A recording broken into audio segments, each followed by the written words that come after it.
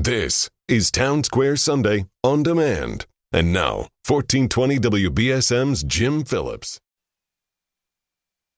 Occasionally on this program, we spend some time speaking with local authors about the books they've written. We are speaking today with Paul Rooney.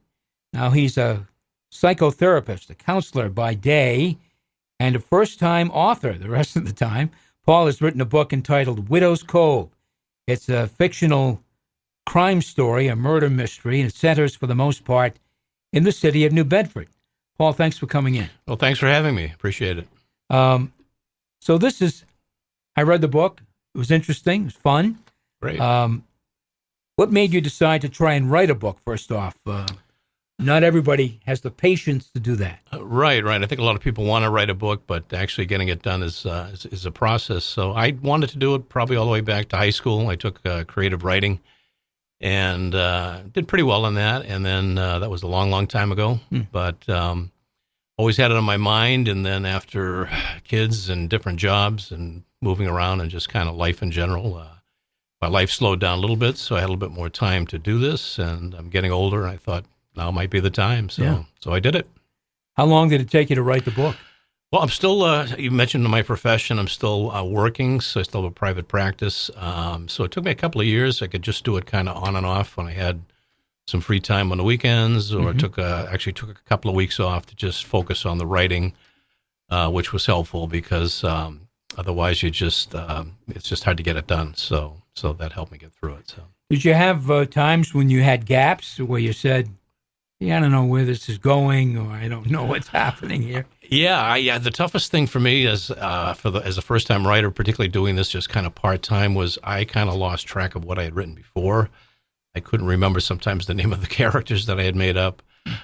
Some of the people in the book are based on real characters, some are not. But I just remember one time my wife was doing some editing, and she said, "You've got 3 names for this cat in this book." Fluffy, Buffy, and Trixie, and which one do you want to pick? Yeah. I said, let's go with Trixie. So that type of thing. It was hard to keep track of it at times, but I got through it. All right. You placed much of the action in this book in New Bedford. Yes.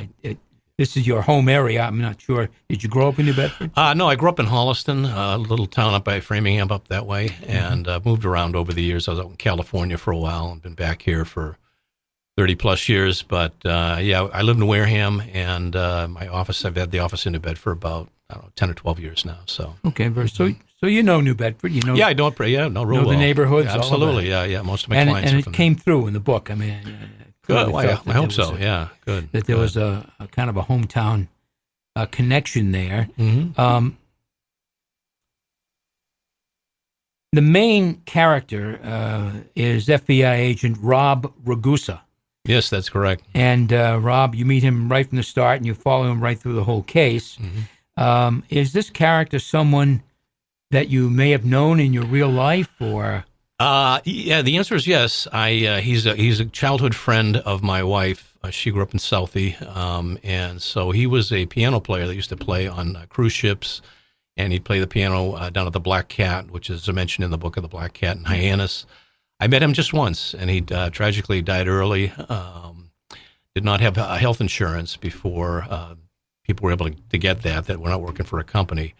And so he died in his early 50s, and I just told her if I ever wrote a book, I would dedicate it to him or make him the main character. So that's what I did.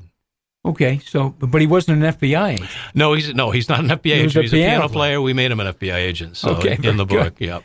All right. The book also spends a lot of time focusing on fishing and the waterfront. Have you spent time on the waterfront? I know a lot of the answer. I have spent a little bit of time on the waterfront, but the main thing is I do have a fair amount of fishermen who I have as clients in my practice. They gave me some information from their experiences. I also interviewed a captain who had 3 boats in the harbor. He's since retired since I was writing this, and he was terrific. Gave me a lot of information on the fishing industry, and did not want to be named in the book because of just some interesting things that still go on the docks, I guess. So, yeah. So how much research did you do? So you did it on fishing. I did it on fishing. I also interviewed a retired state policeman who was very helpful with the police part of it. And interviewed somebody that was with the Coast Guard who helped me with the Coast Guard part of it. And it's also based on a lot of people from the Narrows restaurant in Wareham, which is kind of where I kind of hang out. So I kind of based a lot of the characters on folks that I know from there. So Okay. Widow's Cove in the book. Widow's Cove is the name of a bar. Is that pattern after any place in New Bedford?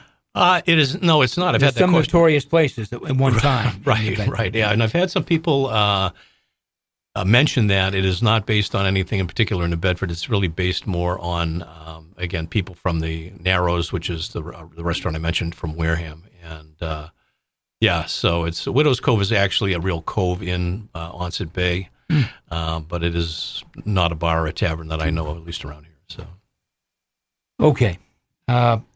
You're listening to Town Square Sunday. I'm Jim Phillips. My guest is first-time author Paul Rooney, and his book is entitled Widow's Cove. It's a story of it's a crime story, a fictional crime story that's set in New Bedford for the most part, and of course within the fishing industry. So, FBI agent Rob Ragusa, the book's main character, does come in contact with a number of law enforcement agencies. You said you did some research, talked to some people who were involved, and I think you probably did more than I think you did. You think you did because you had these protocols that were mentioned throughout the book, right? So you kind of knew them, right? No, absolutely, and some of it was based on actual in-person interviews, and of course, other just other information that I gathered through other sources on the internet and just other places. So yeah. I will say that the book also mentions and kind of centers around Saugus, Mass, where Ragusa lives, right, as a condo there, and also the Kowloon restaurant, the Boston FBI offices, the Boston Coast Guard station, New Bedford Police, Hyannis Police, drug trafficking, a whole lot more. Did this story, is it all your imagination? Yeah. It's pretty much all my imagination. Again, some of the characters were based on real people, but the story is fictional, obviously. And I guess I was lucky in a way that I was able to sit down, or am able to sit down and write 10 pages at a time without really having much, and not really having to draw it out. It just kind of comes to me, and then I tweak it from there, obviously, and edit it and so forth. So, did you start with an original idea of the story and then flesh it out? Yes, I started with a very rough outline. I think that, I could probably do better on that if I write another book. Kind of learned as I went along. But yeah, a lot of it was just, I kind of just wrote it as it came to me, quite honestly, and then went back and sometimes made changes and moved things around and so forth. Who published the book? It's published by a small company called Palmetto Publishing. They're out of South Carolina, Charleston, South Carolina. Very happy with the publishing company. Did a nice job on it, and they worked with me. They knew I was a first-time author and really helped me through. Good. Sometimes that doesn't always go so well. Right. Now, I have to tell you, Sandy, Ragusa's love interest, he had told her about an upcoming law enforcement operation. Now, that operation went south, as I recall. It did, yes. It didn't go well. It did not go well. I thought she was a snitch. A lot of people have said that. Yeah, a lot of people have said that, and you're not the first. And but no, that would have been too simple. I couldn't do that to poor Sandy. No. So she's on the up and up. And if I do write another one, it would be another Rob Ragusa one, and I think she would definitely be coming back in that one for sure. All right. So, what do you think the chances are of writing another one with Rob? Well, I think if I do write another one, it would definitely be one with Rob. I have some ideas, that I think are viable. So you got them at least rolling around. I got them rolling around in my head. That's what you have to start with. And so I think a couple of good ones that I think have some plot twists that I don't think other people have done. The question is, quite honestly, how well is this book going to sell? So it's self-published. I had to put some money out to get it out there. It's just about breaking even now, which is nice. I didn't expect that. It's only been out for about 6-7 weeks. So, so it's, early signs are good. We'll see, at the end of the year how it's all gravy now. It's all gravy now. Right, exactly. All right. Again, we're listening to Town Square Sunday. My guest is first-time author Paul Rooney. His book is entitled Widow's Cove. It's the story of a fictional murder mystery kind of case that's set in New Bedford for the most part. So I was going to ask you about a follow-up book, but you've kind of mentioned that there's something at least... something that's in the thought process anyway. Right, exactly. Okay. Yeah. You mentioned the book is selling pretty well. Yeah, I've sold about 350 copies just on my own, kind of friends and family type of thing. It's on Amazon. It's also on Barnes & Noble. I've done one book signing already, and I've done 2 book signings already, one at the Narrows, one at another coffee shop in Millis, Mass., and then I have one coming up on this coming Tuesday, April 2nd, at the Ying Dynasty. And then I just got one at Barnes & Noble for April 13th, so it's moving along pretty good. So where can people get a copy if they're interested? Right now it's just online. It's through Amazon and Barnes & Noble. Those are the 2 major sellers that have it right now. It's an on-demand book. And also Barnes & Noble here in Wareham just bought 20 books, so they will have it for sale in that store. And so that's kind of where it's at right at this point. So, what did your family say when you said, "Hey, I think I'd like to write a book"?